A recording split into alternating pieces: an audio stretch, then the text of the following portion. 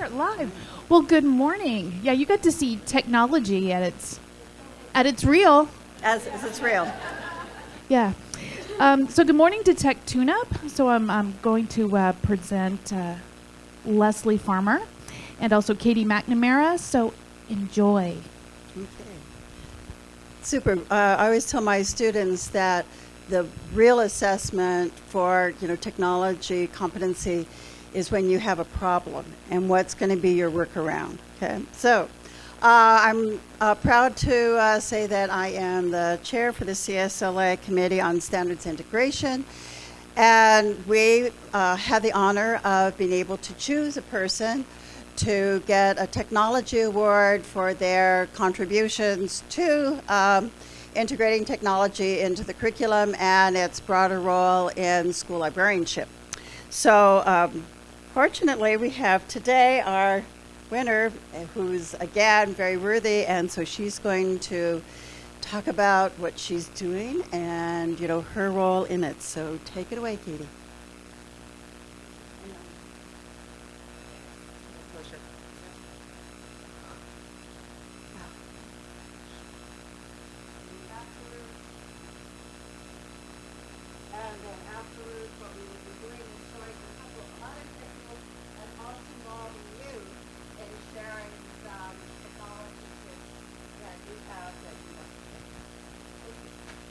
So for everything to work out, we have to stay in like this mode instead of present. So that's why it's going to look a little bit smaller. I do know that button, so okay. But I got my Bitly, so you guys can go ahead and join in there and see it as big as you want on your own personal device. One thing too with Bitly, did you know it's free? Okay, so apologies, this is not meant to offend anyone, but like I kind of get bothered when I go to someone's session and the Bitly is their rambly mess of letters, and especially if there's an L or with an I or a 1, like it's free. You can put letters that everyone can figure out. Okay, and then the cool thing is you get analytics, and that's free too. So yeah, I live in the land of the free, so a lot of the tech I show, if you're like, oh my gosh, I don't have funds for that, it's okay, neither do I. Okay. So when I was planning for this, Lesley, oh my gosh, I think we talked one time, like an hour and a half straight, and before that, off and on several times, like, what am I supposed to do? She's like, well, just explain the tech you do. That would be like a 6-year course, and we don't have time for that. So I was really processing. I narrowed down to what I thought were maybe the coolest things. So I'm like, that's just not good enough, because I'm really into being real and duplicity. So what I started to do was be even more reflective, because you guys want to know like the beginnings. I won't go way back to like when I was born. That was very traumatic. But so how do I know what I know? Being connected. If you're not utilizing the technology to get connected, to build those relationships, it's always going to come back to relationships no matter what. Any neat thing you want to do, it's because of a relationship. So where I happen to be no one's fault of any educator, I work with a lot of fabulous, well-meaning, awesome educators who got great relationships, but I'm that like crazy party of one person, all by myself. And so then you go to like another school and try to find someone else equally crazy. Sometimes they don't exist. But you can go out into Twitter and realize you're not alone. And then get the super cool ideas. So there's a lot of places to go. Twitter is my absolute favorite, and Voxer is like a close second for me. And if you don't know either of those yet, get me afterwards and I will help you, because this is a session on those two things. Those are super, super great resources. Okay, and so this I just thought was so timely, because this was maybe 1 week ago. This lovely person posted on Twitter, hey, does anyone have any low floor, high ceiling things for opinion writing? I'm thinking edu protocols, which is really cool. There's a book. Related, and maybe a cool slide deck, but I need some collab here. And she's got the hashtags edu Twitter, hashtag Saturday Teacher, hashtags work like in indexes in a book so you can find your stuff. I was like, that is so cool. And I was reading all of the comments, and they were so positive. And that's the thing too, if you use Twitter strictly for education, which is what I do, because I was in Facebook land and I got sick of hearing all of the garbage and the food and the complaining and like, ah. So now my dear sweet friend that may or may not be in this room says, I know you're not on Twitter, or not. I know you're not on Facebook, so you won't see this, but here's the party that I expect you to be at. But you do what you got to do. So I went ahead and reposted because I was just so impressed with it. With the line here, I'm often asked why Twitter, how I got blank idea, this, all of this. And that's what I'm asked like constantly. Well, how did you learn this? Why are you doing that? Because I got it from Twitter. Like, I knew about hyperdocs before the book was written. I knew the hyperdoc girls before they wore the hyperdoc girls because of this. Anyone know Tara Martin, Tisha Richmond, or heard of them? So there's some nods. I have connections with them because of Twitter, not because we live in the same space, which is really cool, because there's cool people outside of California. Did you all know that? Yeah. Okay, so, but it's like, really why? So the new cool ideas, getting help with an old idea, sometimes you want to repackage it, because it gets to the point, did you teach 20 years? Or do you teach 1 year 20 times? Okay, you can get curation help. Like, a teacher was asking for something, and I'm busy, and I really like, oh my gosh, if someone else says, well, I'm busy, so you can do this, like, wait, what, did you really just say that to me? Like, no, my time is also finite. So if I need extra help, like, hey, I need resources for blah, blah, blah, I'll just go ahead and put it on Twitter. Maybe I don't like all of them, but there's always something that I do like. And that what if is what makes getting connected super, super important. And the tons of support. And the support is not just educationally. If I'm having a really, really bad day, there's a hashtag, joyful leaders. I will just pull that up and read it before I go ahead and start my day with my kiddos. And it makes such the big difference. Because it's not just people that are, happy and like have no problems. And there's always food in their house and they don't have to work because their life is so fabulous. No, joyful leaders, and I'm not trying to poo-poo any of those people, but joyful leaders is people that are in the edgy world, fighting the good fight and trying to still be positive, because sometimes it is a choice. Sometimes the choice just isn't there for you to make, and you need that extra positive influence. Right there it is. And I discover new things. How I got into AR, VR, some of you guys have been to my workshops on that. I discovered it because of Twitter. My first AR, VR conversation, I was like, I don't know any of this stuff. It's okay, I'll help you learn. Okay. And now I'm able to share that with others. And the most important thing for me is to learn that you aren't an alien. But sometimes you just don't find that in your own area. Everyone's looking at you all weird. I got sick of all the weird looks. So now I just say, my unicorns and I thought it was a great idea. So these are also just a highlight of some of the things I discovered because of being connected. And you're like, I have no idea what that is. It's okay, I didn't either until I made a connection. Like Bensi, the first time I discovered that, I saw a tweet that looked really, really cool. I was like, oh, I need a tweet to look really, really cool. What's that tool? It was Bensi. And now I use it all the time. Hyperdocs, flip grids, book snaps, gamification. So it's all over the place with like how-tos and just getting kids happy and encouraged. But they're really, am I like skipping a slide? It's skipping a goober. Okay, I don't know. It doesn't like me. That's fine. But this is really, really important because the main reason to be connected can also be selfish. I'm super busy. I can't read all these books. I'm a super slow reader. I'm probably the slowest reader in this room. So I was like, just tell me what was the good stuff. What do I need to do right now? Because I'm juggling so much. And then these are cool peeps that I've been able to meet. I have relationships, solid relationships with any one of them, and they are all over the world, which is just, it amazes me. It's also super important to learn with your kiddos because we are busy. So if you take the concept, well, I don't know how to do blah, blah, blah. So I'm going to go figure out blah, blah, blah. And then when I'm all comfortable with it, I'll share blah, blah, blah with my kids. Well, sometimes they've graduated before you got comfortable. So it's totally okay to like dive in together and learn with each other. And then here's the other bonus. The best educators aren't teachers. They're facilitators. Letting that kiddo learn. The first time I taught a coding class, like, oh my goodness, how am I going to do this? I don't know how to code, and we're supposed to do it next week. Okay, go. And life happened. I didn't figure out what I had planned to figure it out. It was the greatest learning experience for me because you know how kids learn to code? yeah, they got to try. They got to figure it out. They got to fail and redo and redo and redo. And because I didn't know any answers, they didn't know that, but because I didn't know, I could just be that great cheerleader on the side for them. And just to encourage them, well, you know, it's really close. Maybe, like, just look ahead and see what little thing you need to tweak. I got an acting background, so I was really good about letting them know I was clueless.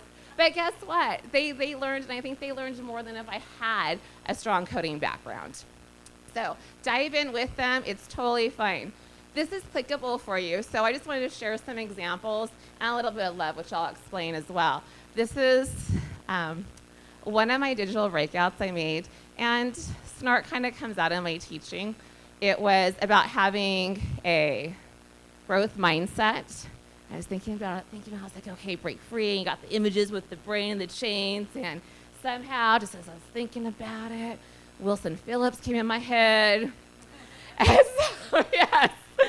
So not only did my kiddos learn the importance of having a growth mindset and perseverance and grit with discovering your breakout, they also learned classic 90s.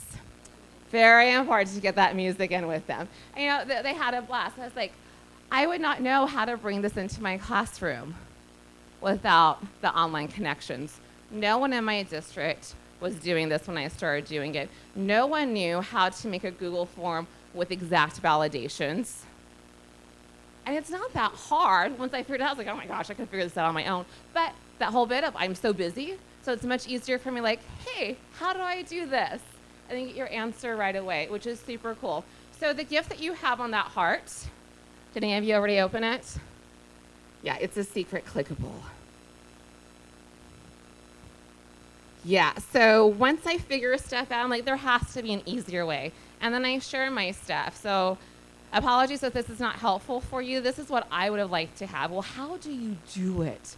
What are the small little things you have to kind of figure out to help you plan and be successful with this? So when I was breaking down what was needed with a breakout, like, oh, knowing what I want to do is kind of important. Having my theme, like that was the 90s Wilson Phillips song, a storyline to help launch it, and I'm looking at how I want to manipulate my locks. Definitely always the shortened link, all of that jazz. So you've got a planning guide here for those of you that wish to use it, and everything here is completely shareable. I don't care if you give it to the world. I do care, though, if you take my name off and put it on Teachers Pay Teachers. Outside of that, though, totally share it away. Okay, and does anyone have questions about a breakout? I know, like, we don't have, like, a forever time, but I do want to, like, honor that you're here. And we're live, because this is also a really cool connection. Okay, is she alone in that? You guys, okay, I didn't say this because they were like going and I was nervous about time. Okay, I talk a lot. You are welcome to interrupt me because that's more important. It's not, you know, in the classroom sometimes like, oh, we got to cover all this. And in all this, they remember one darn thing, but they didn't learn anything. That's not what I want a session of mine ever to be like. Okay, so let's break down a breakout. Thank you. Anyone done an escape room? Oh, we got a few. Hey, how many of you know what an escape room is like? Okay, some more of the concept. Okay, so breakout is the same thing, but I guess like for some reason it's illegal to lock kids in a room.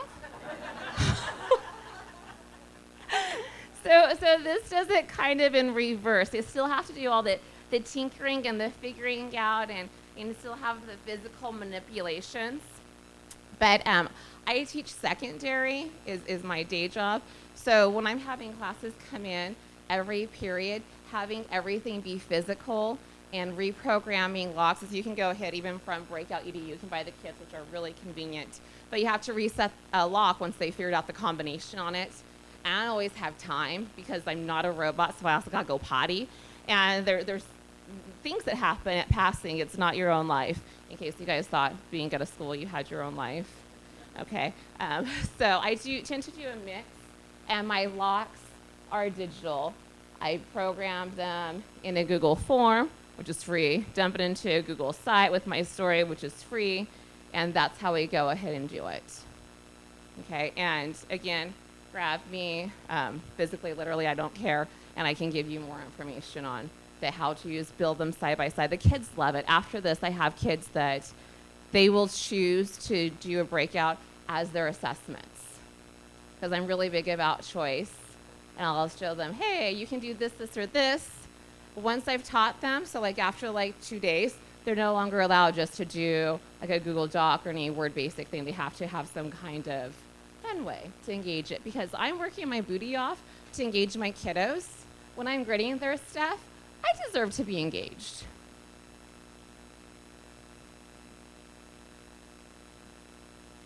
Hey, HyperDocs.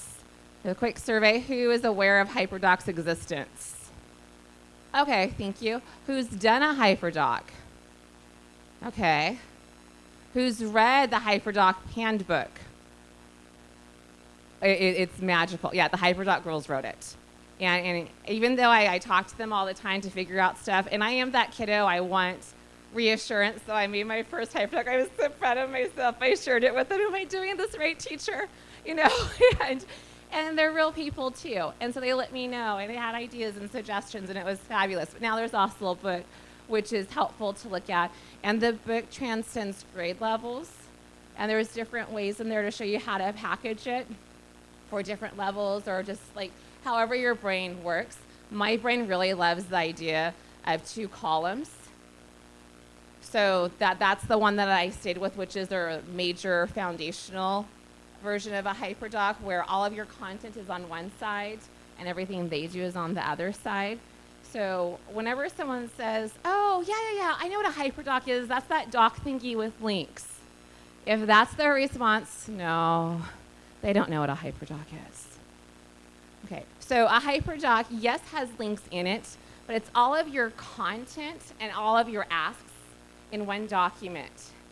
So you guys are so young. Those of you that are older like me might remember back in the day, your units were like in big binders where you kept everything organized. And then just if maybe you had a star student, you had these extra goobers that you would gift them for enrichment. And we hardly got to get to that, but we had this like ready to go just in case, because you're a great teacher. Okay, so HyperDocs takes all of that and puts it together for them. And then the really cool thing at the end, that extension, they call it extend, so clever. Okay, so you can go ahead and embed it there. And as a teacher, I know that's kind of an extra, but the kids no longer know that because I already gifted it to them. Now I have tons of kiddos doing the extras, doing the extension, because it was already there for them. The other cool thing about that, even if we're watching like a video clip together, it's still on my HyperDoc. Some people, I know this is going to be a shocker, sometimes it takes more than once to hear and understand something. So on their own time, they can go ahead and replay that video. They can review that content. They can look at whatever it is. All of your content is there. Anything you're asking them to create, it's there. If you want them to like make a Bunsy, since I talked about that, and then you want them to dump it into a collaborative slide deck, my links to Bunsy are in there for them. The links to the slide deck are in there. Just everything is right there. If they're absent, it's okay, because it's all right there. So you're not even having to deal with that finagling anymore either. So I gave you an example of a HyperDoc I gave my library science students. So yeah, I get to teach library science on the side when I'm teaching a visiting class, just all the time. So my poor library science kiddos, it's like a flipped classroom during class time. So they got to read. Okay, so they got this HyperDoc about weeding in the library, and one of their end products was to make a meme showing that they understand the importance of weeding. And I was just so impressed with them, and I thought you would enjoy this. So we got the one, you can't have unorganized shelves if you weed. Yeah. And this, I still laugh every time I see it. So you've got the new fresh books girl, and you have the old. Yeah. Oh. And you have the heart. Have you clicked the heart? What do you think? Yeah, so there you have in that heart a template to make your own HyperDoc. And I come back to this all the time because I don't want to remake those. I know how to make a table. I can color a box. I can write engage. I don't want to do it every time. So I know I'm making a HyperDoc. I come here and eek, right here, file, make a copy. It's free, okay? So we got this. And I can just go ahead and plug in my stuff. If maybe I want another guy in here after I've copied it, I just add a row. Not the end of the world, but my format is there. And I don't want to spend time working on my format all the time. It's important to me that my content looks pretty to the kids. I think that's important. And my mommy was an executive secretary, so I learned at an early age, back in the dinosaur ages, you know, that like bad copies and bad documents just really aren't the way to go. And our kids are judging us. So making things look pretty helps too when we're telling them, hey, you should care about your work. Well, hey, yeah, we should all care about our work. So I like having that template there. Questions, thoughts, comments regarding hyperdocs?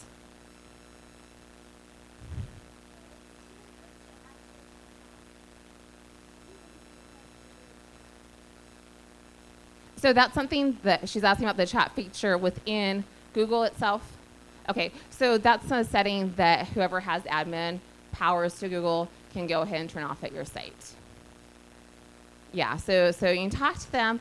I kind of like having it. Mine got shut off, but if you're, okay, so here's the cool thing. A lot is going on, and there's not a 100% fix, but if your content is respectful and engaging, they do less of the yucky stuff.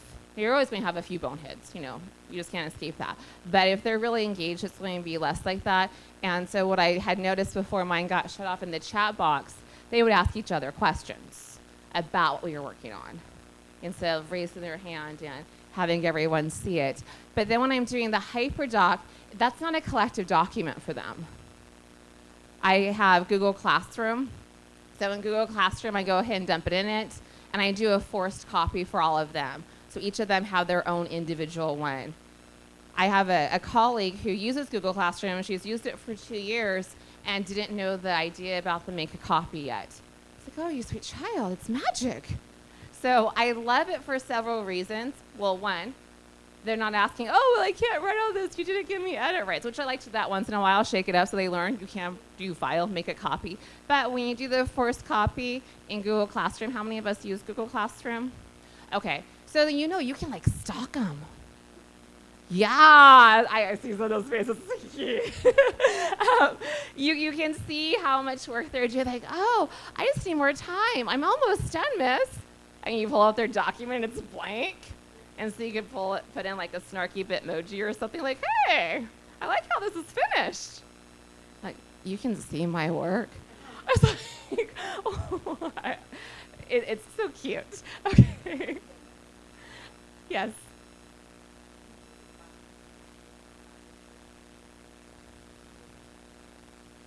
Right, so I don't. I started to because like, oh my gosh, it's so cool, and you could be team teachers and this and that, but like, you know, the plate is only so big, and it getting higher and overflowing, like, it's a problem.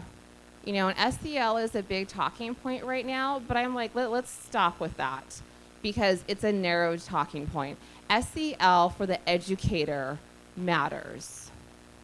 So if I don't have to do it, oh no, honey.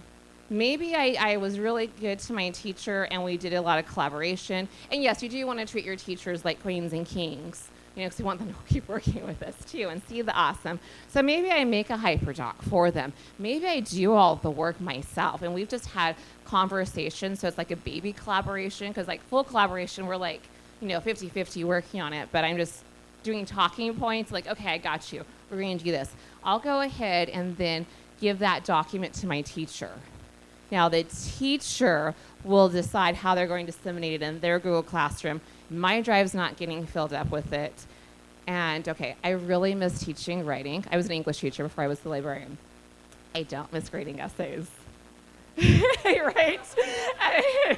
If you get into that Google Classroom with the teacher and they have realized how wonderful, amazing you are, like, oh, that means you can also be a wonderful, amazing grader. No, thank you. Okay. Did I answer your question? Okay. Other questions, thoughts? Okay. So Book Snaps is life-changing. Anyone already doing Book Snaps? A few of us, do you like it? we get that recorded. That was super cool. Okay. Okay, the rest of you, have you kind of heard of book snaps? Okay, some. And so they're like, oh my gosh, yeah, she talked about that last year and I still haven't done it. It's okay. I still love you. So book snaps is a great way to have the kiddos do all of the things that you want them to do without using the A word. Annotation. Yeah, but they're doing that. So the basic concept is they're going to take a picture of something they read. And it did initially start as a book snap. It does not have to be from a book. It could be an article. It could be an ad. Maybe we're analyze text features. Were any of you guys at the visual literacy session? We could do that with just click a picture of an advertisement or something in the world. But the concept is you come back and you mark something in your text that stood out. So maybe it was something that was interesting to you, something that annoyed you, something that made you question things, something that was motivating to you, but something that gives you a response. So you mark it. Okay? So that's finding your evidence without saying evidence. Because then they're like, oh, that's like a teachy school learning thinking word, so now I'm not listening. Just like, mark something that's interesting to you, honey. And they're like, okay, I can do that. And then you got to teach them how to, like, do a shape. And it takes time because they know how to navigate some stuff on their phone. Not the good stuff, but they don't know how to use the tools to, like, really express their learning and sharing content. So exploring the ribbons, you're going to need to do, and I don't do it in isolation because I ain't got time for that. Always looping things together. So like I just did book snaps with some kiddos, and in the moment, I'm teaching them, okay, this is how you make a shape transparent. And it took a bit. You know, there is no such thing as digital natives. I don't even know why we have that word. Because the whole like concept of that is, oh, they're born in all this age of technology, so they know how to do it all. Yay, here's the Chromebook, go be awesome. Okay, if we're going to take that idea, the same reasoning, we're going to apply that to us. I know, like I said, I was really old, but I've always lived in the time of cars for transportation. Yeah, and you know what? I still had to go to school to learn stuff about driving, and then before they even gave me the car, or before they gave me the Chromebook, okay, I had to go side by side with someone and prove I was competent, that I had read and understood how to do stuff. Okay, so that's why I'm like, digital natives, that's a stupid word. No, they don't know how to figure out and do all this stuff. So you gotta teach them all those little bits, and then they have to bring in a Bitmoji. This person did a cartoon, so a Bitmoji or an emoji, and teaching them how to do that. This was in Google Slides, so you click that little explore guy on the bottom. Stuff will pop up for you, and you can just type in, like, if it's a happy thing, maybe it's happy emoji. And then they'll get the little image, slide it in, and then give me a speech bubble, what they think about it, and they can be done. That's the bare minimum. But then if we want to get into some graphic design and like sharing content and what you would do with that, you do the background action and all of that jazz. So they're finding their evidence, they're analyzing it whole, and bringing in the emoji. That's an SEL level. That's why I make Peeves people really happy. And not that that's why you would do it, but it does hit all of those great things. So a student could string together a bunch of book snaps to prove their learning. They could string together a series of book snaps to be a working outline for a research project. Or maybe the book snap is the end thing, because that's pretty cool and gives you insight into like what matters to the kiddo. Okay, same page from the book. So what I wanted to do here is these are 2 pages, exactly the same, but very different responses. And that's the neat thing too. You can really see what matters to the student at the time. This is just some fun stuff. And this is app smashing. So, sorry. When I heard about book snaps at first, I did not want to add another app. And I was already tainted with social media yuckiness. And if you use like Snapchat on your phone, you can do it like super, super easy. I didn't know that. I'm like, that's another app. I don't want to deal with it. So I was going old school on my images and cutting out stuff and saving things. Then I had to download my Bitmoji and then upload. It was so much work. So then I'm like, okay, fine. I'll transfer and figure out Snapchat. Well, Snapchat has filters. So that's kind of fun. Then I got into the augmented reality component. So what this assignment was, we did spooky PSAs for the library. And they were app smashing however they want. I can't force someone to use Snapchat. You have to be over 13 for one. And then if a parent has said, no, I don't want, and I still have kiddos, it's so sweet. There are some parents involved, and they've got like blocks on the kiddo's phone to where they can't download extra content. Fabulous. Okay, so, but what this is an example of is complete app smashing. We took a picture with an AR filter. I gave them some other options that are not Snapchat related. They would then upload it into Bunsy, adding their extra text. And then we got to put it together so I can have that slide deck going on the library. Then we take it and dump it into a collaborative slide deck. And in that collaborative slide deck, they're showing off their work, and they're learning digital citizenship without me having to like explicitly say things. You know, you don't delete someone else's work if someone else is on a slide, and all of these things that sometimes time is spent on in isolation was just being able to teach in the moment. And now it was making sense because they were figuring out how to just be good people in an online space together. And it was fun. And then I would have students coming in, and they wanted to make their own and add to it. Okay. Did you guys know we had badges? Yeah. How many of you have gotten some badges? Oh, I had a smiles for somebody like me. I got this. Okay. So, again, just an example. How did I learn about badges? Because of my connections. There was no one in my district that was doing it at the time. There was no one in my state doing it at the time. Like, I couldn't even just like travel to a neighboring district and figure things out. So in an online space, I found out these things existed. Like, that's kind of cool. Tell me more. And you know what? The educators online, they are excited to tell you more. They're just waiting to find another crazy person because they get the weird looks at their school site too. Yes. So the point here is that I learned everything about badging for this conference from my connections online. What's important? And I would ask the extra questions, not just like how to make it, but how do I get people engaged? And I found out about like gamers, and there's 4 gaming styles. And so then I took that from my gaming friend that I met online. And then I went ahead and applied that to my badge creations to make sure that different people, even if they didn't collect all the badges, but there was something that like was warm and fuzzy to everyone. But then I still didn't know how to make the darn badges. Like, oh, I need help again. And I just felt like I was, over asking. And no, I was just waiting for someone to tell me, you know what, I've helped you enough. I'm moving on. There's other people in Twitter world. But no, they never did that. They just kept on helping me. So then I figured out, too, what platforms would be good and easily accessible for us to use. So if you're engaged in it, the platform that I'm using the free version. A lot of companies, because, everyone deserves food in their house. There's a paid version that gives you extra bells and whistles. But those of you that are engaged or going to get engaged, because not all of y'all raised your hands, it's free so you can see what it's like as a user platform. So even if you don't make a badge, but like fiddle with it, I think that's a good experience so you can kind of see what it's like. Okay, so, and that's why I wound up with badge list at the end, getting all the feedback. We're going to go ahead and do an edu protocol. Okay, so go ahead and, it might take a minute for me to get the right thing, but click on join my quiz.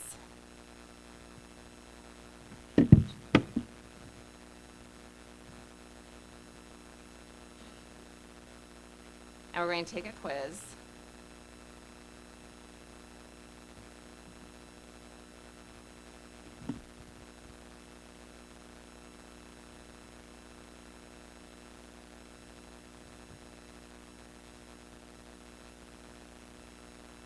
So is that fast to get to? It's nice, user-friendly. So there's your code.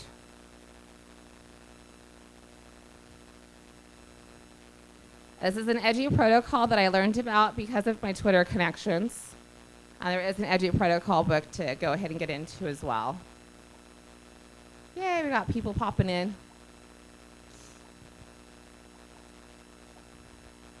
This is called The Fast and the Curious. So I just introduced this to one of my teachers because Yeah, I'm snarky, as though I need to say that out loud. I was in a meeting, one of those all-day meetings, and my poor English teacher friend, you know they're English when they got the stack of papers. All she's doing is grading papers. And yeah, most of us, even we weren't grading papers and we weren't fully paying attention. But I'm like, hey, what is that? Oh, I got to grade this. Why? Well, because blah, blah, blah. Did the kids learn anything? Because we're at that point. Yeah, are you having fun with that? Okay, so let's not have any of these papers.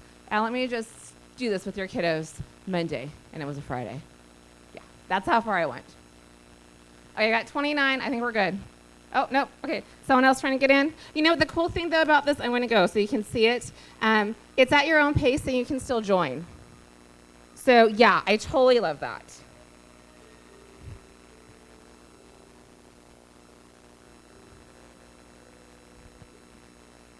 Oh, my goodness. We got an 11% accuracy. I'm a fabulous teacher. We went up to 19. Kate, where are you? You're on fire. And so someone comes in late, not that I'm pointing out to you. Game code's right here, so it still works. You can still go ahead and jump in. We got up to 24. I think that's still below 50. I don't know. It's been a while since I took a math class.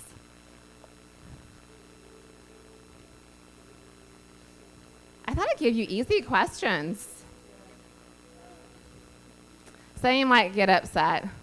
I did that one intentionally too. But you know what? You get those teacher editions, and sometimes they're wrong.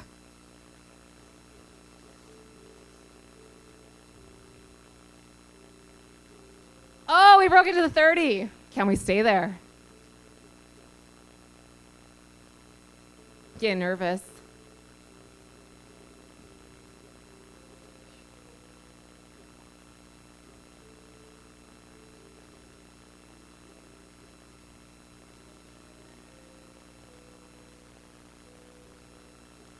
Okay, we've got a couple more. It's on you to see if we can break into the 40s. Your only hope.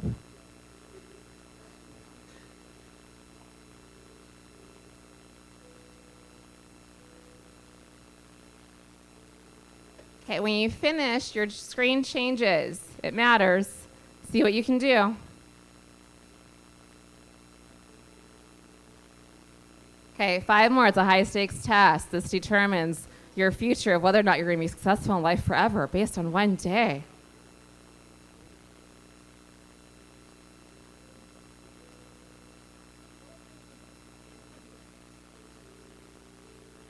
Okay, so now we make those last 3. There are outliers. Maybe they're double documented. Keep us in the 43. We can't go into 30s. It's going to be school improvement time.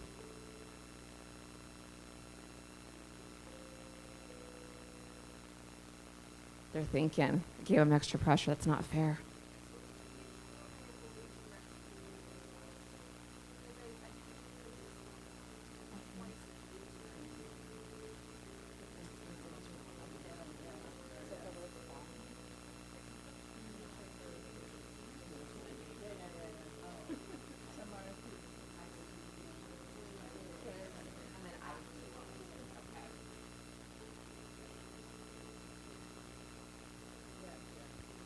How many of you have used quizzes before? Okay, and then I want to see if this next bit we do is what you've done.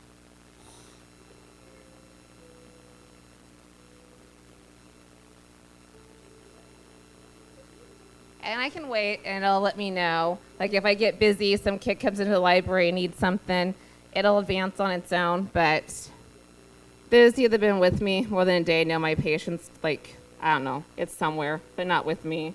Maybe it's in Australia. So I'm just going to end the game myself. Wait, yeah. Moving on.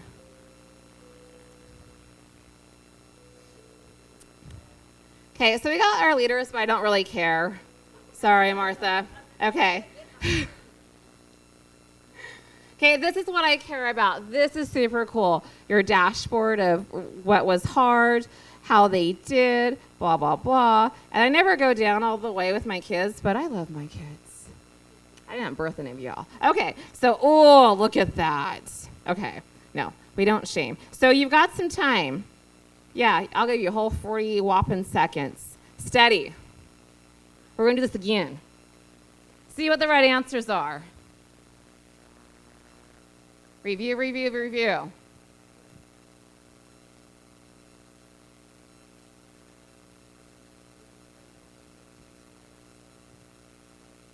Okay.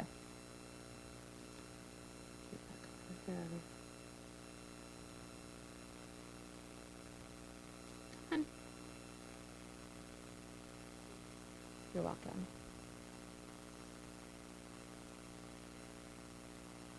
Okay, we studying. You got to be better than yesterday.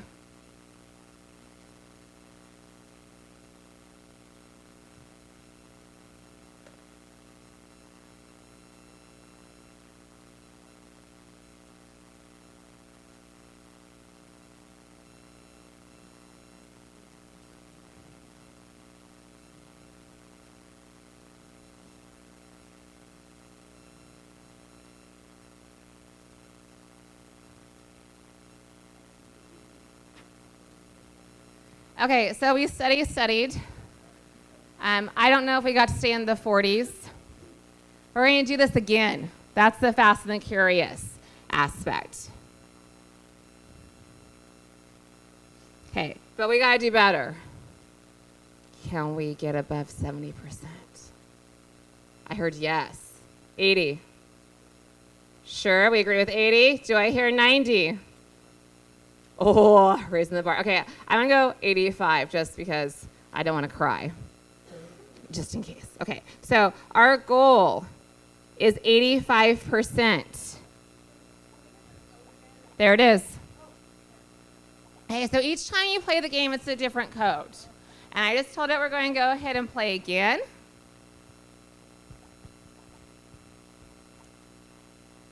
And it does monitor, like if a kiddo put in something yucky.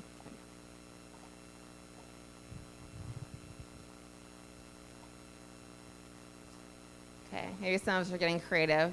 Yep, we got some creative names. You know, there's more than 29. Are you thinking? Just put in a name. Not that I'm encouraging you not to think.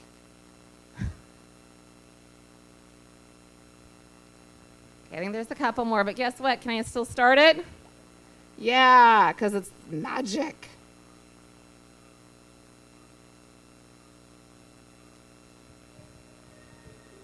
And we're 85%. Whoa! Oh my goodness, look at that! Happy hearts. Are we going to stay in the 90s this whole time? I'm a fabulous, amazing teacher. Okay, you're laughing a little too much there at me. Look at all that fire. No, I didn't do the memes either. Bam, I'm not having to do that work.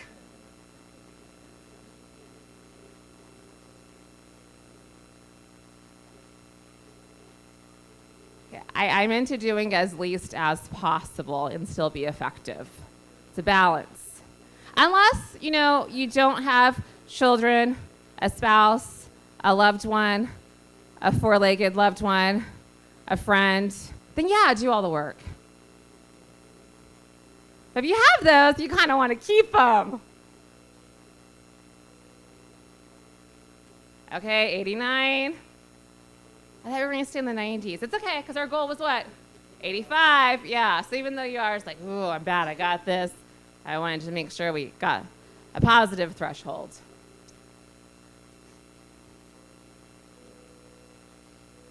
I really thought a question would cause some complaints. Are you guys just complacent robots? Oh, okay. I was getting worried.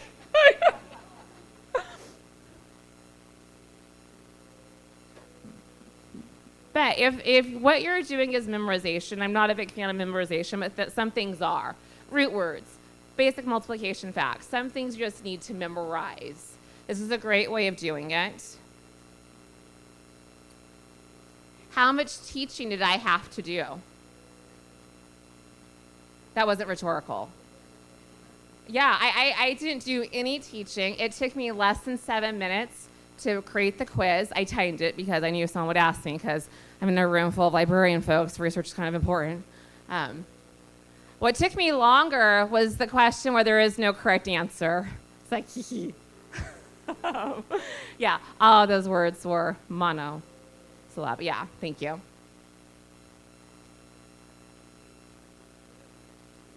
Oh, okay. We have a traveler in the room. Okay. Yeah.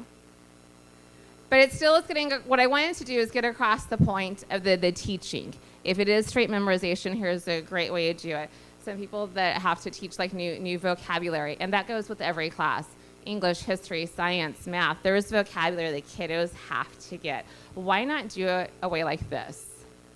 It's fast. It's not, here's the words, figure out what it means, write a sentence. Oh my gosh, I still see like in high school doing the stacky thingy of the words and. It's first line's A, and then second line is A-N, and then third line is A and D. Thank you. There was a lot of frustration in your faces. Okay, yeah, not helping. So here, bam, we got it. And we went from, gosh, what was our best score?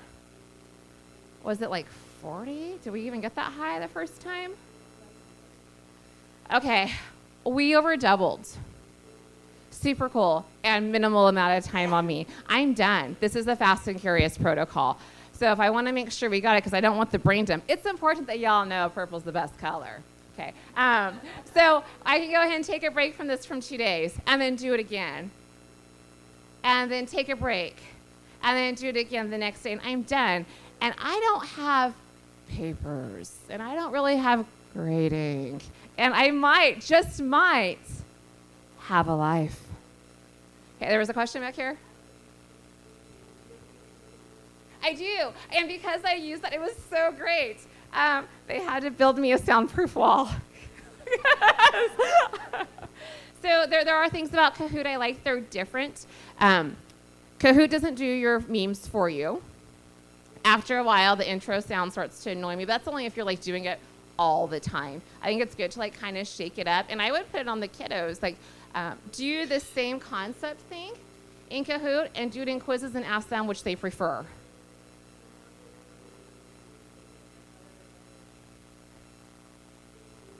So I'm that crazy person. So usually they use it first with me and then realize how easy it is. And then sometimes I still have to make the next one for them because they just think like I will do that forever. And I will to a point. But once they see the magic and the ease of this, and they don't have to show the dashboard. They can keep it private. So if it's something where like scrolling is really going to offend someone, you know, they don't have to show that. And you can tell it to hide the facts. But at the end, sorry, I got a few more thinking, but eventually there's going to be another session, I hear.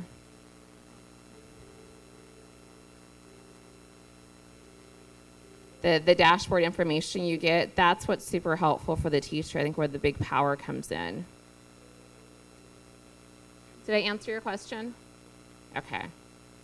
Oh, look at that, all those hundreds, and no paper. Okay, yes.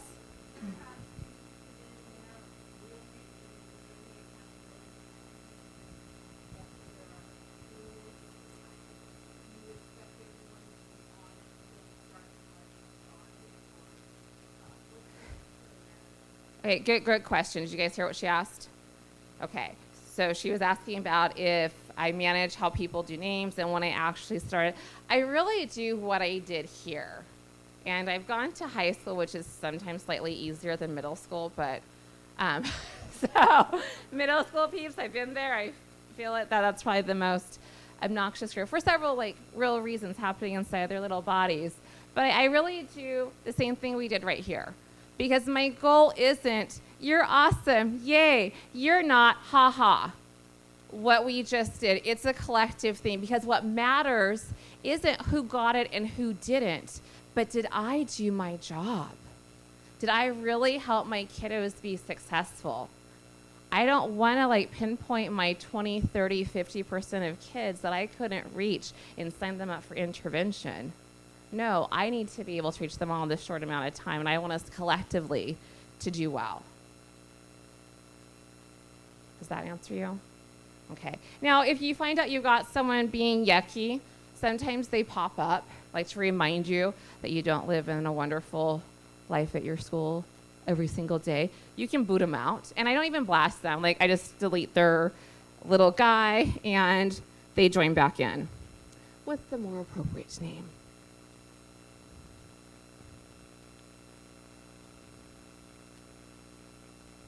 Okay.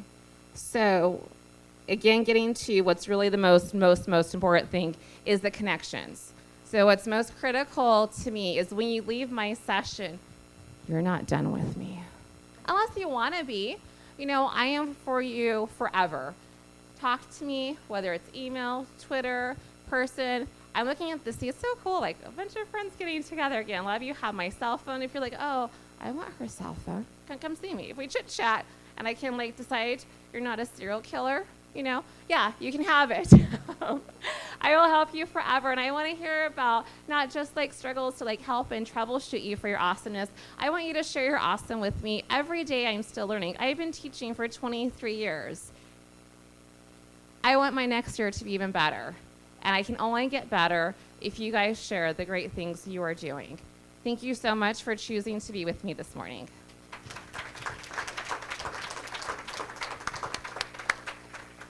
So are you revved up? Right? So let's just grab here. And oops.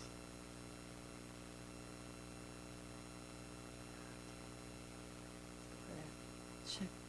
So you're seeing, one of the kinds of activities that we're doing in our committee for standards integration. So wonderful model here. I've been, to several sessions where there's wonderful technology integration. So please apply next year, to be considered for the Tech Award. So it keeps on, giving. Some other work that we're doing in our committee.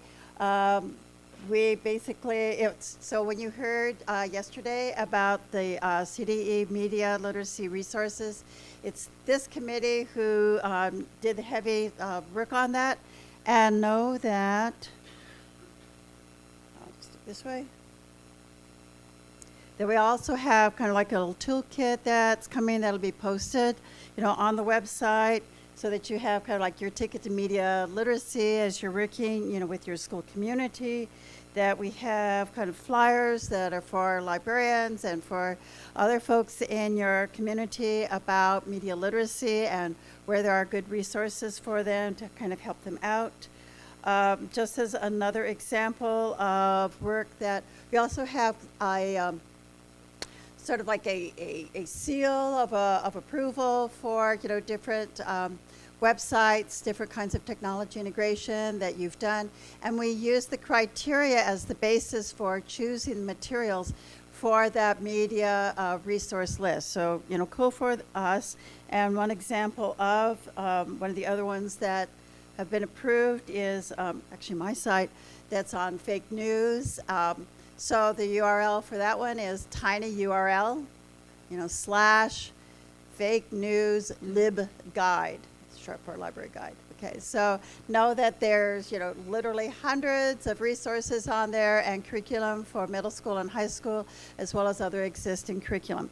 So this is the kind of work that we do, and we want you to be part of that activity. So we have a Padlet here.